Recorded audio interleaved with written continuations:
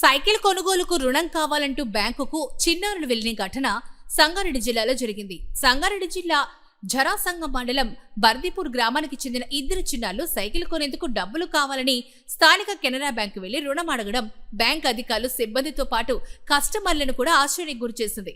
గ్రామానికి చెందిన దేవాంశ్ రహస్యలు తమ తల్లి సునీతతో కలిసి బ్యాంకుకు వచ్చారు. అయితే బ్యాంకులో డబ్బులు ఇస్తారని తెలుసుకుని చిన్నారులు నేరుగా బ్యాంకు మేనేజర్ వద్దకే వెళ్లి తమకు సైకిల్ కొనుక్కునేందుకు డబ్బులు కావాలని ముద్దుగా అడిగారు. ఇక ఆశ్చర్యానికి గురైన ఆ మేనేజర్ బ్యాంకులో రుణం కావాలంటే ఏదైనా తాకట్టు పెట్టాలని, మీ దగ్గర ఏముంది అని అడగ్గా దానికి చిన్నారులు మా దగ్గర భూమి ఉంది, బంగారం కూడా ఉంది అంటూ అమాయకంగా సమాధానం ఇవ్వడంతో మేనేజర్ నవ్వుతో పాటు ఆనందానికి కూడా గురయ్యాడు.